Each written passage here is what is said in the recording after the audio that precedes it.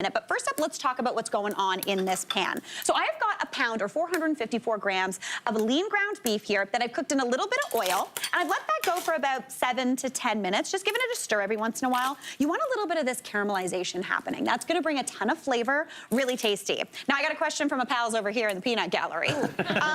When you are browning ground meat like this, a ground beef, do you salt it first or no? No. You do? Oh, you do? I do. Oh, I don't. I do. Okay, why do you do it, Craig? I just feel like seasoning throughout the whole process, you get a little bit more evenness. And, yeah. That is true. Vijay, I think we're in the same boat. What about you, Alex? I salt it. Okay. I feel like also we pull out some of the moisture, so no? But why do you then want to pull out the But then you're moisture? cooking that off. Yeah. I do a lot of I weird don't know. stuff to ground beef, though. Like, I'll What do you do? Tell me more. Tell me add a more. little bit of milk to it, and yeah. I feel like it softens the ground beef as well, too. That's very like French. The enzymes. Yeah. Like Now, Vijay and I think are in the same boat. I feel like Yes. sometimes putting the salt in pulls out too much of the moisture, so Right. then it ends up a little bit dry. But honestly, the moral of this story, do whatever you want with your ground beef. Just make it so it's cooked. It's gonna be delicious. I do like using lean ground beef. I find extra lean, no fat. No. We don't want that. And medium's a little too fatty, so you end up with a bit too much going on in the pan. Now, I am gonna add a little bit more oil into here. We're still over about, I'd say, medium-high heat. And I'm gonna go in with my veg. Now, for my veg, I've got 2 yellow onions that I've diced up. If you buy them in the bag, use 2. If you buy them like loose, use 1, because they're like the size of a softball versus a baseball. Very, very different here. I've also got 1 bell pepper that I'm just gonna chop up. You can be as kind of chunky or as fine as you'd like. I like to go a little bit on the chunkier side with my chili. Really, really tasty. Since I'm doing a red chili, I always use a red bell pepper. If I'm doing a green chili, guess what pepper I use? A green one. Yeah. Very, very thrilling. But honestly, any pepper you've got hanging around will work perfectly. Obviously, the ones that aren't green, a little bit sweeter. Green peppers are a little bit more floral tasting. So I'm gonna go into my pan with this pepper and that onion. And that's gonna shake loose any of the kind of golden brown stuff stuck on the bottom of the pot from cooking that beef.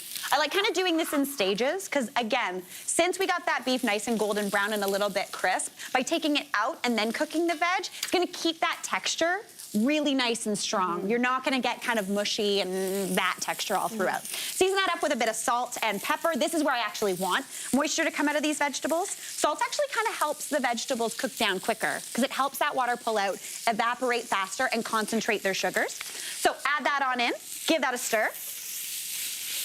Looking beautiful. Now, I'd want to let those veg go for, I would say about 5 minutes, just until they're starting to get tender and a little bit golden. So while those do their thing, let's talk chili spice. First thing we're going to talk about, though, is garlic, because I'm using 5 cloves of garlic. We love it. Yeah. I felt like, you're right? Thank you to the one garlic fan in the audience. Go team! Now, you can obviously do less if you want. I've minced mine really nice and fine, so it's gonna cook up really quickly and be really, really punchy. But let's talk those spices as well. So I've got a little bowl here with everything I put into my chili to give it really good flavor. So I've got 2 tablespoons of chili powder, really tasty. I've also got 2 teaspoons of cumin for that smoky, almost lemony flavor. I've also got 2 teaspoons of smoked paprika, which is gonna mimic the smoke. Yeah, guys, we got spice fans in this audience. The smoked paprika is gonna mimic the smokiness in the chipotle and adobo. I've also got a teaspoon of dry oregano. Love adding that into any sort of chili. I've got about a teaspoon, you can pull back, but we're going spicy today, of cayenne pepper. If you wanted it a little less spicy, I know, Vijay, you always talk about Kashmiri chili powder. Yes. Which is readily available and has a really bright color, so you think it's going to be extra spicy. Yeah, it looks like it would be really, really good. Really hot. It's sort of like a fraction of the cayenne, but it still has a similar flavor, so that's a great way to go as well. Yeah, super good. Now, Craig, you also have one? I also do. Gochugaru. Okay. It's the chili that they use for kimchi. Oh, nice. But what I love about it is it gives you this bright red intensity. Yeah. But it also gives you that flavor as well, too. And it's not too spicy. No, I love that. So great options if you're maybe a little scared of the spice. Keep it in the freezer. Ooh.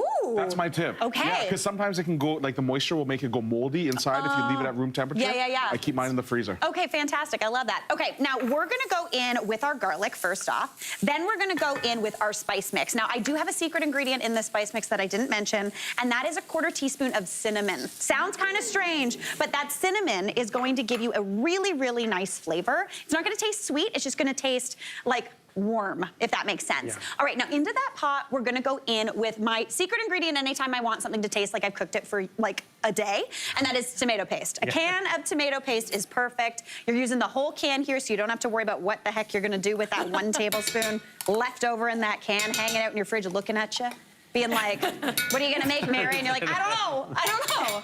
All right, in with that, then we're gonna go in with our chili. So I'm using chipotle and adobo. You get them kind of near the salsa in your grocery store, near like the Tex-Mex taco aisle. This stuff, really tasty. When you get it, it comes in a can. There's a sauce in there. That's the adobo sauce. And then there's those chili peppers as well, which are smoked, dried jalapenos. I like to get it, I blitz it up, and then I store it in a little jar. It makes it easier to measure. So I'm gonna go in with 2, 3, 4 Keep going.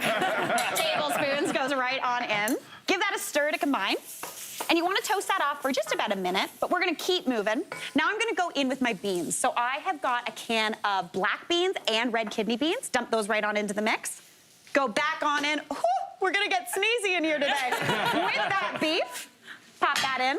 Then I'm gonna go in with some canned tomatoes. Now, you can use 1 large can of diced tomatoes, but I've got 2 smaller cans of fire roasted tomatoes, again, for that smokiness. A Myra Berg moment. A Myra, Vijaya knows. Myra Berg always has these babies on hand. Yeah. Then we're gonna go in with about 1.5 cups of beef broth right on in. Give that a stir to combine. Already this looks amazing, but you just wanna let this go for about 15 minutes, just so everything gets to know each other. When that's done, you get something that looks like this. Let's head on over here and take a gander. Okay. Dun, dun, dun, dun. Chili. Whoa, that's a good looking chili. Guys, this looks absolutely beautiful. Stunning, stunning, stunning. Got all that flavor, super tasty. All you need to do is, Craig is leaning over. He wants to taste this chili. It's so chunky. It's so chunky. I love a chunky chili. You serve it up with any topping that you like. I personally am a sour cream girl. Nice. A little bit of cheddar cheese. I was gonna say 100%. You know the ones. We're going with a corn chip that you just crunch or just pop on top. Serve that up with cornbread, and you are in for a treat. Hey, Mary here. What did you think? Drop your comments below, and don't forget to like and subscribe for more of the good stuff.